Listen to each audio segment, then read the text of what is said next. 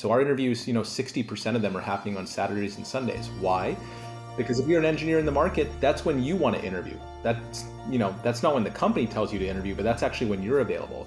We give every candidate a no questions asked redo, which is, hey, don't feel like you did a good job in your interview. We'll give you a new interview, a new set of questions, and we'll give you a second chance.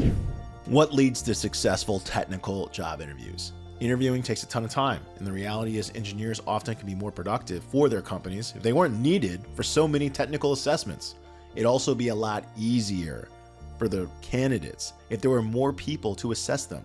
Our guest today, Mo Bhende, is the co-founder and CEO of Karat, and he's dedicated to ensuring software engineering candidates have multiple chances to ace their interviews, while helping companies find these engineers without taking their developers off their existing projects. Listen in to learn how Mo's background as a hiring executive at Microsoft has driven him to improve the technical interviewing process. He also shares how Karat's engaging new partnerships, like working alongside Serena Williams to help impact economic equality, and helping more Black software engineers break into the industry through its Brilliant Black Minds program. Enjoy this episode. IT Visionaries is brought to you by Salesforce Platform. Did you know Salesforce has its own streaming platform called Salesforce Plus?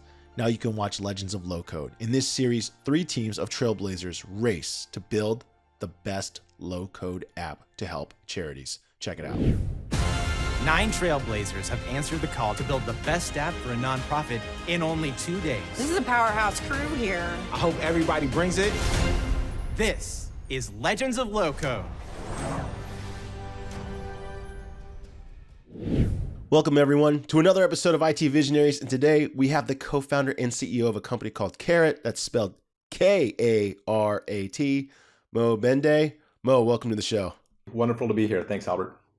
Hey, listen, we're psyched to have you. You work in a sector that is very hot, the world of interviewing and hiring. But before we talk about your business, let's get to know you a little better. It's time for the lightning round. The lightning round is brought to us by Salesforce Platform, the #1 cloud platform for digital transformation of every experience. Mo, this is where we ask you non-work related questions so our audience can get to know you a little better. You ready? Let's do it. All right. What's the #1 thing you enjoy doing outside of work? I love skiing. When's the last time you got to go ski? Not enough this season, but I went with my family to Mount Bachelor in Oregon for spring break. Okay, as a skier, would you consider yourself good? Like, what are we talking about? Are we talking about, are you a blue? Are you a black diamond? Are you a double black diamond? Like, where are you on the spectrum of runs? I'm a double black diamond skier, but I'm not crazy cliff jumping. Every time I go skiing, I'm politely reminded by both my co-founder and my wife that I have a family to run and a company to run. So let's put it this way: I enjoy this sport, but I take it in a measured way. Hey, listen, if you're going down a double black diamond, you're still doing a lot. I remember one time my friend encouraged me to go down one. I think I basically fell down in mountains, but I'm glad I'm here. How long have you been doing that? My dad started with me ages ago. He immigrated from India. There's obviously no skiing in India. And he just took hard it to snow in the heat, man. Yeah, he took it upon himself. I was a 7-year-old kid in Pittsburgh, and my dad was, 40-ish, 41, 42 at the time, and he just took it upon himself and started skiing with me, which is amazing. Real testament to him that he was willing to kind of learn some new crazy skills even midlife. So yeah, I started at the age of 7 in Pittsburgh, where you learn how to ski the man-made or kind of human-made snow, and it's all ice. So I am a professional skier for anything with ice and terrible conditions. Did you learn to drive in Pittsburgh? Yeah, of course. Okay, for anyone who doesn't know, Pittsburgh's one of the hilliest, steepest, most weird infrastructure places. I mean, when I've been there, I was like, man, when I went there, I was like, wow, it would be tough to learn how to drive here. Yeah, totally. Well, look, I learned in the high school parking lot with my dad with cones, as we all did. But yeah, it is a pretty gnarly place to be driving. Well, Mo, we're pumped to have you here. You are the co-founder and CEO of Karat, and you guys work in an interesting field. You say you guys are the pioneers of what type of technology? The interviewing cloud. What is the interviewing cloud? Really simple. So Albert, I'll give you kind of why we exist and then what the interviewing cloud does. So why we exist, there's simply not enough engineers in the world. Every company has become or is becoming a software company. And the value of engineering time is like literally growing every single day. And in this constrained world, there's just not enough engineers to interview the engineers of the future. So there's a gap. We call it the interview gap. And so that's where the interviewing cloud comes in. We've basically built a global network of software engineers who we've equipped to be professional interviewers. And we conduct all of the technical interviews for a wide range of companies now. Companies ranging from Walmart and Roblox to a Coinbase to American Express. And so companies go and find the job candidates, and our interview engineers interview them 24/7 virtually. And then we play a really important role in the connection point between the candidate and the ultimate job. When you hear a solution, you're like, oh, that's so obvious. I don't know why didn't anyone think of this earlier. Now, dude, I used to work at a software company. It was very difficult to schedule interviews. You hit the nail on the head. Our engineers, their time was super valuable. We didn't have time for them to meet like 100 candidates or whatever the number of candidates. So it ended up becoming like, hey, you just recommend or pull your friend from another company. And we kind of like made our engineers recruit other people. That solution seems so clear now that I've heard it. Tell me, how did you think of this? Because I don't understand why we never thought this was an option. Like when we were building a software company, I never even asked myself, like, why isn't there this service? Totally. But now that I hear it, it's awesome.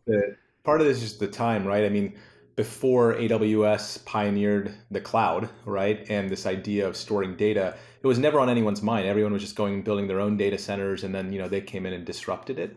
And so sometimes it was a fairly obvious idea, I guess, to make interviewing a job, but a very hard idea because if you think about our business, there's all kinds of things that go into it. The way that the company came around is really practical. I was one of the heads of product strategy at Xbox, so gaming at Microsoft. I was trying to hire almost 400 engineers into my division, and every single pain point that we're designed to solve just faced head on, like the pain points you experienced at your company, Albert. And at the same time, my co-founder Jeff was the chief of staff to Melinda Gates at the Gates Foundation, and he was studying things like diversity, equity, inclusion in the industry. Why is it that people just keep hiring their friends, right? Why is it that only 5% of engineers in the industry are Black, right? Which is not acceptable if we're trying to build a representative culture and representative society. So we kind of came at this together and said, okay, let's actually pioneer this concept of making interviewing a job, running it as a cloud service. And I think there's the other side of this too, Albert, for candidates. Look, there's not enough talent in the market to go around. And so candidates are the customers. And you actually have to interview as a company the candidate when they want to be interviewed. So our interviews, 60% of them are happening on Saturdays and Sundays. Why? Wow. Because if you're an engineer in the market, that's when you want to interview. That's not when the company tells you to interview, but that's actually when you're available. We give every candidate a no questions asked redo, which is, hey, don't feel like you did a good job in your interview. We'll give you a new interview, a new set of questions, and we'll give you a second chance. Every company should be doing that. But again, in a world with finite engineering time, it's really hard for companies to kind of do that. So we kind of broke the mold on that equation and said, great, let's create the most customer-friendly version of an interview for a candidate and deploy that at scale for companies. Yeah, walk me back to that moment where you said, like, this is the path we're going to go down. It sounds like you said it yourself, you working at Xbox, you had to bring on 400 engineers. You didn't have the time to interview it yourself. What was that aha moment? You're like, man, I just wish there was another group to vet these candidates for me. It was chatting with our recruiting partners. There was an amazing partner of ours. I think she's now at Stitch Fix. Denise was our recruiting partner at Xbox. And I just remember sitting down with her and basically realizing that the only constraint was not the amount of recruiters or LinkedIn tools or sourcing tools or whatever that they had. It was literally my own team's time and organization's time to interview and to move fast enough, right? And so I think that was one part of the aha. I think the second one was realizing and speaking with a bunch of colleagues that just because you're a good engineer doesn't mean you actually like to interview engineers or are any good at it, right? And so yeah, I think it was at a Microsoft cafeteria lunch kind of thing where we were just going around, and I could tell that 80% of the sorrows of the day had to do with, well, I wasn't able to ship code today. I didn't have enough maker time because I was so fixated doing all these interviews, and half the candidates didn't meet our bar, which was really demoralizing. And so I think those were some of the ahas. And then it all came together because my co-founder and I, he snowboards and I ski, we were at a ski mountain, Crystal. We must have talked about ideas the entire mountain. And then I was relaying this, he was relaying his experiences, and it happened somewhere on, I think, Chair 6, Crystal Mountain, Washington, where we came up with the concept. Hey, listen, a lot of great ideas have happened while being outside. When you came to that conclusion, I guess still this is a very labor intense what you guys do, especially at the beginning. It was very labor intensive, right? Because Yeah. now if you go down this path, now the question is, or did you and your co-founder, did you guys do the first wave of technical interviews? Like how many did you have to do before you realized I can scale this in some way? Because it sounds very difficult to scale at first. Give us an idea of how you started building that Yeah, no, our infrastructure out business that could has take that many yeah, and people. our business has aspects of Amazon fulfillment or FedEx paired with cloud, paired with like infrastructure. So this is not a business for the faint of heart because it's not Yeah. just a pure play, let's go create some software and have some folks sell it, right? This is a Yeah. 24/7 service and you have to be committed to the service because the operational metrics and the candidate experience every day, that's kind of what ultimately drives speed and consistency. Look, we built it by actually going and selling it first. I'm a big believer as an entrepreneur that, the way you find product market fit, there's some set of products where you actually have to go spend 10 years in development to then go sell something, right? If you're making Yeah. a new car or, I don't know, making a new rocket like SpaceX. This is the type of business where if you did that, you could spend 2 years pontificating, but not solving the customer need. And so we actually went and found early customers. Intuit was our first customer ever, and they're still very much a customer today. And I remember it was, I think, Rick Jensen at the time. He was their global head of talent. And he said, "Hey, Mo, this sounds like a totally new business model. I'm going to bet on you guys, and I'm going to bet on this business model. Now, can you make it work?" Right? And so I remember it was $15,000 worth of interviews, and we felt, we were on we were on like a high mission, right? To be like, oh my God, we got into it to do that. But honestly, we went and found interviewers then, right, Albert? So it wasn't me and Jeff doing the interviews. We created the systems and the questions and all the things that have now become what we do today, which is as a platform company, we create all of that content. But we actually did go and find interviewers and convince them of this idea and said, hey, there's going to be a job in the future and it's going to be called interview engineering. And so these were back-end engineers, mobile engineers, front-end engineers. And they're like, oh, okay, could I be an interview engineer? And I went and personally called them, sold them on the opportunity, and then we made that market. But Karat is the glue. We're the company that, again, defines the questions, the interview formats, the scoring, and we bring that all together. That part that you talked about, where I guess that's really where the founder's ambition plays the biggest role, is like like you said, going to find those interview engineers, because I would assume there are not many. But that's just me. You know what I mean? I wasn't making those phone calls. Well, because the jobs never existed before, we take engineers who could be all kinds of engineers and we make them great Yeah. interviewers. And so, look, this job never existed before Carrot. We made it. And I think part of it is we had to convince, three sides of the market. We had to convince the company. So we got into it going, then we found our first interviewers, but then that's still not enough. You then have to go convince candidates that this is a Yeah. better experience. And so you can't just solve for any one party. This is kind of a three-party marketplace, if you will. Yeah. Talk about how technology starts helping you scale and turn it into like a business, because you guys have gone through, we did a little homework. You guys have a unicorn valuation. Um, lots of people are investing in you and your success. You've clearly found something that on the technological side can scale it too. Because now when I'm listening to you, it's like on the surface, I hear to myself, hey, interviews are always one-to-one. So you're not selling courses. You can't have one person interview 1,000 people, right?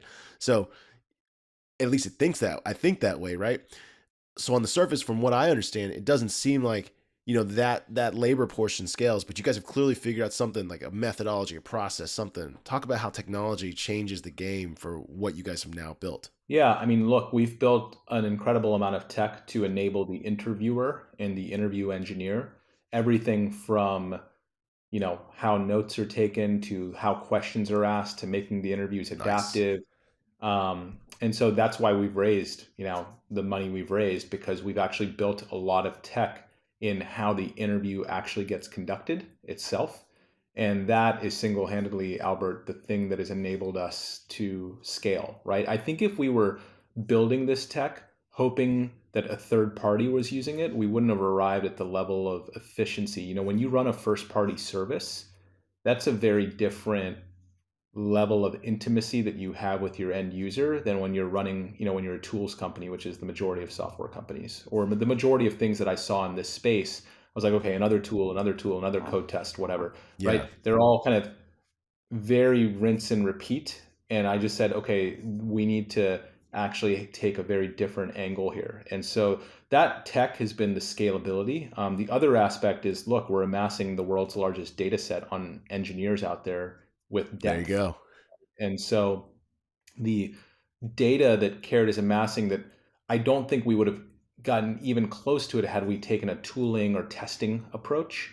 The interview is a very intimate exercise, right? If you think about it, we're engaging with a candidate for a full hour over video, just like this podcast. You get to know someone and a level of depth that no test would ever accomplish. And so I think just that mentality of how we can build tech around that has really enabled us to scale. When I first started doing the homework on Carrot, and I started thinking to myself, I started thinking back to my time in sales, and when the first sales recording tools started coming about, like a Gong, like a Sales Loft, and you heard them, you're like, oh, that's like on the surface, that's nice, it takes notes for you. But it wasn't until they started adding and uncovering information across your whole sales arm where it became really interesting, where you could understand, like, hey, when sales reps do this sequence, they're more likely to close. When you started getting that data and analytics of like conversation flow, where you could start understanding, like, hey, I should train people to talk like this. I gotta ask, what, because you've probably uncovered things like this. What has the data started to help uncover for you later? It's like really fascinating about, whether it's engineers, talent, people, capabilities. Have you learned anything that you were like, wow, like I would not have assumed that previously? I think we've learned all kinds of things. I mean, we've learned things at an individual level, we've learned things at a societal level, right? So societally, look, the data is very clear that only 5% of the engineers in the industry are Black. But going one layer deeper, we've learned that less than half of the Black engineering population even has access to practice interviews before they want their dream job. So, Albert, that's like Really? going into your dream job saying, this is my first interview. That's really hard to get. So, that's just one example of data, which is more structural and systematic related to kind of how the tech industry works. And now we're doing something about it, right? A couple of weeks ago, we announced that Serena Williams is getting involved with our company Saw through that. an initiative called Brilliant Black Minds, where our aim is to double the number of Black engineers in tech. So I think one example of the data is that at that level. I think a second example is, look, because we interview everyone for everybody, right? And we're everywhere, we have a level of understanding of, well, how, what's the bar of engineers in one specific investment bank versus a tech firm versus in Malaysia versus Hmm. China versus India, right? We've done tens of thousands of interviews in India, right? So there's a level of precision of the talent market that only Carrot has because of the scale at which we operate, but also the depth of assessment that we undertake, which is, significantly deeper than the traditional testing models and interviewing models. There's two topics already I want to talk more about, like for sure the diversity topic, in addition to the international one. So you wanted to do something about it. You mentioned like Black engineers oftentimes are significantly less likely to have had interview opportunities prior to their first interview, which is, it makes sense. The question I have is like, what could a platform like yours do about it? Because a lot of people's thought process, even mine, if I'm not new to the subject, I would assume, but that stuff, like that knowledge, the education, experience, that happens outside of the interview. You know what I mean? Like that's already obtained. By the time I do interview, whatever I got, I got. Tell us how you're thinking about how Carrot can change the trajectory of that, that stat you mentioned earlier. Yeah, look, I think that there's on the path to doubling the number of Black engineers in tech, there's a lot of things that have to go right to do that. Yeah. And for what it's worth, Serena's already pushing me and my team to say, why isn't it tripling? Because, she is the GOAT, so she's going to just demand more, and that's her role. Yeah. Uh, so I would say, look, there's a lot of things that have to happen, starting from early elementary through access, through mobility. But I think the data was really clear that actually there are a lot of Black engineers who have had 4-year degrees in computer science or requisite skills. But if you don't know how to bring that all together into how to portray yourself and solve a problem in a time pressured way in an interview, then really what we're doing is helping these engineers bring all the pieces together so that they can show up as the best version of themselves. We're also Yeah. giving feedback.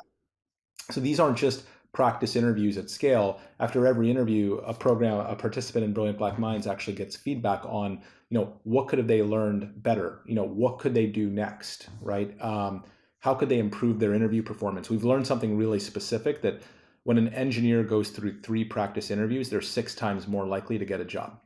And that was Okay, from our there you first go. year. And so the moment we learned that, that's why we got Serena involved and why we're scaling it. And we're like, okay, great. Practice does make progress. And so, I think that Albert, that singular data point, the power of 3, as Yeah. she'll say, there's 3 sets to win a match in tennis. There's 3 interviews to change your life. We got to get more engineers doing at least 3 practice interviews. Oh, that is awesome. And for the hirers, the people that are actually recruiting people, the companies, Yes. do they ever ask you like how many times has a person practice interviewed, or do they just want to know who my best candidates are? No, because the way the business model works is they will have sent us candidates, right? Our core business model is the recruiter would have sent us 100 candidates. We interview them and we tell them, here's Oh, the gotcha, 10. gotcha. And so we're not a sourcing company. We are the interviewing company. And so, no, they don't think about that. They're thinking about the here and now of, if we were interviewing you, Albert, do you have the requisite skills and readiness to take the job? Gotcha, gotcha. Okay, that clarifies. And sorry if I'm asking questions that, that hopefully everyone who's listening is hearing this and like, oh, learning something as well. Hopefully they're Totally. not saying, man, Albert's the only person that doesn't know how this works. No, no, no. No, it's a new business model. So just to be clear about it, companies go and find the candidates. And let's Yep. suppose Walmart comes to us, or another client, Roblox, Visa, Robinhood, right? They'll come and say, hey, Karat, we have 1,000 engineers we've recruited. We're the company that then says, hey, of those 1,000 engineers, here's the 100 or 200 who are the most qualified for the job. And then we streamline the entire interviewing and hiring process, both in service of the company because they're saving a massive amount of developer time, but also in service of the candidate because they're hopefully getting to the right job faster through Karat and through a predictive, fair, and enjoyable interview, which is our mission statement. No, and that makes total sense. I'm curious from where you sit. Of course, your customer base is growing. The amount of candidates you're interviewing all the time is growing. Give us an idea of how many people you guys are interviewing like in a month now. Tens of thousands now. So yeah, Tens of thousands. it's grown quite a bit. Yeah, so we are. I think by any calculation, we are on path to. Well, we're the world's largest private interviewing company, but we believe we'll be interviewing more engineers than Amazon or Google easily by the end of the year That's across the insane. whole.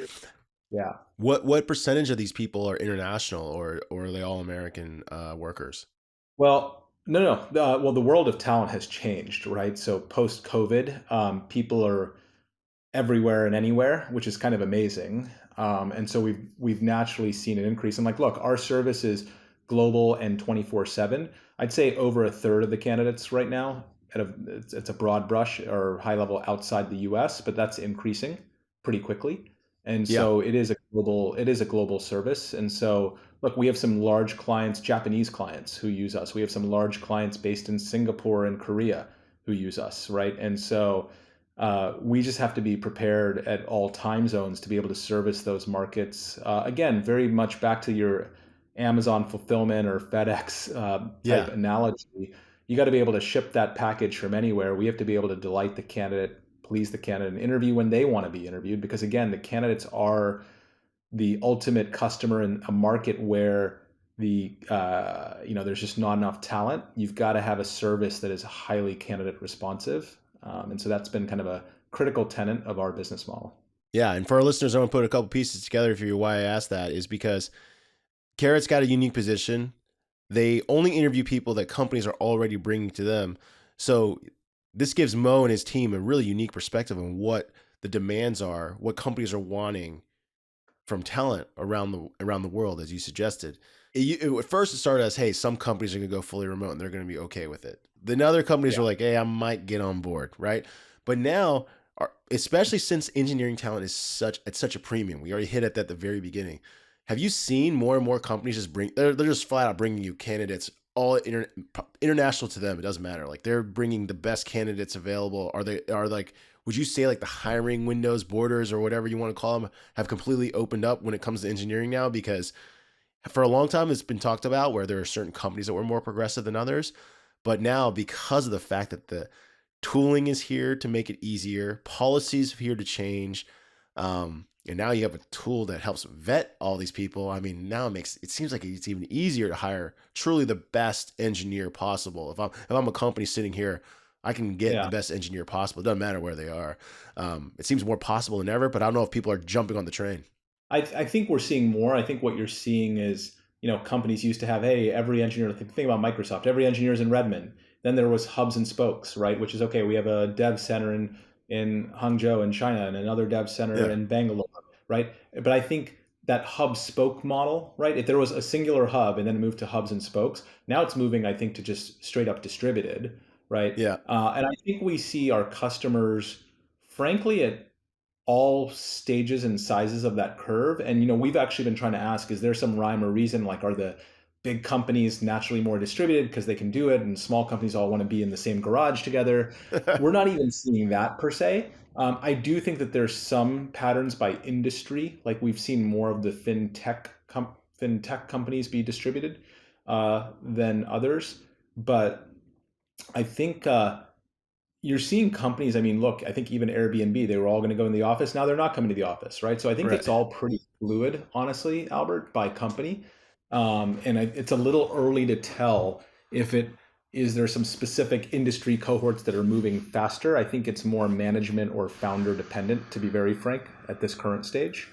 But at a macro, definitely the directional shift is towards a distributed model, which actually makes a service like Carrot even more critical, because one of the big challenges when you are running a distributed model is, how do you ensure consistency and quality at scale? It's different, Yeah. right, Albert? Back in the day, you and I show up at the same office. We're there all the time together. It was trust through sight and trust through like visibility. Now it's trust through trust and just believing that the system works. And so I do think companies are now up and down, from how they hire to how they onboard to how they develop. There's going to be an increased demand for just consistency and data to ensure that their people who are everywhere are the best people they could find, and that they're most well set up for success. I don't think we can take that for granted anymore.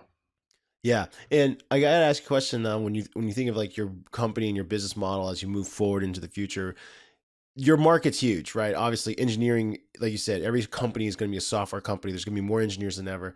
But do you ever see like your interview pool expanding? Like, do you ever see yourself interviewing people that maybe, for example, like mechanical engineering talent? Yeah, 100%. Yeah, when we started the company, Jeff and I initially thought we were going to do this for machining.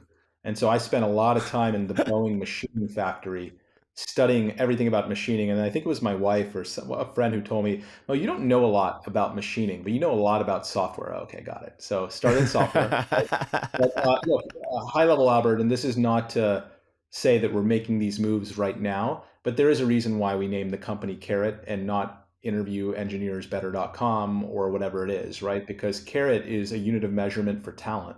Um, the Carrot standard, right? Diamond Carrot, Gold Carrot, we're the unit for companies and for talent. I think in the end state, our business model, which is professionalizing interviewing and Yeah. making interviewing a job, like at that macro level, that business model is above and beyond a specific field like developers. We will be taking this business model globally and across a variety of professions over time. In the end state, the interviewing cloud is not just a technical development cloud, it's going to be a sales cloud, a recruiting cloud, whatever it is, right?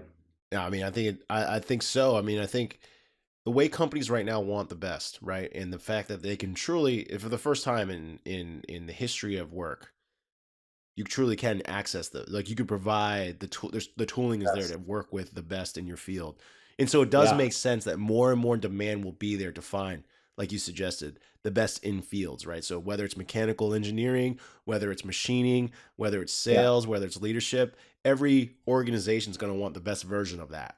Yeah, and I also think the world, because talent is the ultimate constraint to progress for a lot of companies. I think, look, our business is a specialized business, right? The whole idea is, why are your own people interviewing? Why don't they just perfect their skills in software engineering, and maybe in the future that's sales or finance, and let us do the interviewing, right? Yeah. I think, you know, I think what you're seeing is the world is also moving to more just specialization of labor. and specialization of talent. I think that's an inevitable, right? I don't know. I studied economics back in the day. This is like Adam Smith and the invisible hand, like coming into work, right? Like I think Yeah. specialized labor, it's been happening since the Industrial Revolution and it's going to keep happening. And so I think we are riding that macro trend of creating interviewing as work.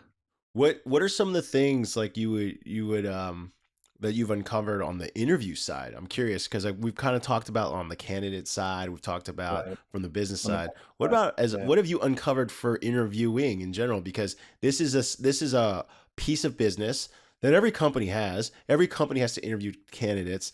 Everyone wants to Yeah. get better at it. It's kind of like you're given this pamphlet. I remember I'm dating myself, but I was given like a pamphlet, like your guide to behavior interviewing, and you were supposed to read it and try to understand the questions. You were given maybe like a punch list of questions that you're like, hey, you should evaluate the candidate on only these 10 questions and nothing else. What have you uncovered on your side to make interviewing more efficient, to make it more effective? I know not everyone's going to have access to the same tooling and stuff that you have, but I'm curious because Right. you see so much data, you see so many interviews. What have you learned from on the skill of interviewing that maybe Right. everyone could learn from? Or Yeah, look, I think it comes back to our mission statement. Our mission is to make every interview in the world predictive, fair, and enjoyable. So I can just give you a lesson per term, right? So yeah, on the well, I'll just start in the reverse. On the enjoyability side, knowing how to put candidates at ease is really important. Like we are now working with professors, two professors who wrote the book Humor Seriously. It's all about how to bring humor into business, into life, and so we are productizing humor into the interview. It actually really does matter, right? You will wow, get better performance from candidates if they don't, the interviewing, just think about, Albert, it's a highly, you and I have been through interviews, we've all been through interviews, they're highly stressful tryout type situations. And so you don't want to confuse the ultimate signal you're getting with the candidate. And so just knowing how to put candidates at ease and preparing them for what to expect, hypercritical. So that's number one. On the fairness side, we've learned that it's really important to separate the human from the ultimate score, right? So our interviewers aren't there scoring the candidates or telling the companies what to do. They are focused on doing their job, which is to, you know, highlight the candidate's strengths and conduct a great interview. It's our technology that is then determining, is that candidate a good fit for a company? And so I think a lot of companies make that mistake where, if you think about it, they're single threaded. They depend on the interviewer to come up with the questions, deliver the yeah, interview, and give the ultimate judgment. That's a lot to ask a person, and there's a lot of human error that can come into that. And then yeah, finally, on prediction, look, we battle test the heck out of all of our interview questions, right? And most companies don't do that. Most companies just, hey, Albert, interview me. Okay, what question do you feel like asking me? The question is actually really critical. And so we have a whole team of IO psychologists, scientists, question developers who not only come up with questions, but actually test them for validity, test them for fairness, test them for, is this actually going to be predictive of someone's job skills and job potential? And so, I would encourage anyone listening to this that if you're looking to make interviews better, just use that trifecta word of the enjoyability, the fairness, and the prediction. Those are the three things, whether it's Karat or not, that I think any company, at least hearing this, should seek out of their interviews, and frankly, that every candidate should demand. oh, every candidate should demand. I never really thought about that, but Yes, listen, that is the you're world we you are creating. I think the world we are creating is not to be another GRE, GMAT, nothing against the GMAT or GRE. I don't have to take those, right? But yeah, I took them. yeah, but like, look, I think again, back to candidate, thinking of candidates as customers, we at Carrot, we think about how do we make the Carrot interview just so much better than the status quo of the private cloud of interviewing, which is do it yourself, or these testing tools and other things. How do we make it exponentially better such that candidates would say, I'm never going back. I'm never taking Yeah. another test. I'm never doing my first rounds of interviews with a company. I want to be Carrot interviewed, period. Yeah. The thing you hit on there, which was, ultimately what's the point of the company, or what's the point of the process, right? The point of the process is always to find the absolute best in that person's field, or whatever field you're looking for, right? So it doesn't help that, yeah, you're right. Interviews are contentious where it's like, am I really Yeah, at the mercy of the fact that how I'm like vibing with the person that day? It has nothing to do that's with right. my skills. Or like you kind of hit on the other one. The other thing that I learned about interviewees, we started noticing this, is that candidates that interviewed late in the afternoon were much less likely to be offered. And we're like, why is that? It's like, because people are tired. They've Yeah. already like mentally like checked out. We saw this in our own company. We're like, oh, we got to stop that. Like that can't be. Ironically, though, a lot of your interviewers probably want to interview because they've done their mental thinking work in the morning, right? So if you think about it, there's a Yeah. mismatch there between the candidate and the hiring manager because they're both engineers, they're both developers. They probably both do their best work roughly around similar times, right? Unless Yeah. you're a complete nihil. And then, that's it. But look, we're a 24/7 service. If you wanted to do your interview in the US at 3 in the morning, there's someone to interview you because they're Yeah. just on a different time zone. So it really, I think you're right. Optimizing the time. And I think candidates learn over time, like because we offer every candidate no questions asked redo, we will give them input on, was that a good time? You picked 1 in the morning, right? Like, should you interview at 10? And so, or 10 a.m. And so I do think that there's some, because most interviewing is very constrained by the time the company is available. I do think that that has a structural impact on candidate performance. Well, Mo, I appreciate you joining us today on IT Visionaries, man. There's no question you have dove into a space that is really, I mean, it's limitless in addressable market, right? Everybody wants the best person possible. Everyone that's interviewing for a job wants the best experience possible. No one wants us to get any harder. And you've already said it. There's more people looking for work, dissatisfied for work. I don't know what the reason for the great resignation is. It's probably a level of dissatisfaction. Yeah. And there's also the third layer, which is like there's the demand for skills and the actual available skills is mismatched too. So it's like it's just ultra competitive right now to find the right best people for companies. And you've certainly entered a category at, I mean, it is hot. I mean, the way you describe this, I could see it going into, like you said, all the different verticals. Thank you, Albert. Thank you for having me. Yeah, I think you're right. Look, engineering time gets more valuable every single day, literally every day, because the demand is just completely outstripping supply of talent. And so I think that, that's why we exist. There you go. If you're listening to IT Visionaries and you want to meet Mo and his team, well, I don't know if you'll get to meet Mo directly, but you'll check them out that's Karat, not carrot. If you've just tuned in, we're not talking about the vegetable. It is karat.com. Technical interviewing use cases, resources. They got all kinds of links there for everyone to check it out. They got the new campaign going with Serena Williams, breaking barriers and change the game. We appreciate you we appreciate you being on the show.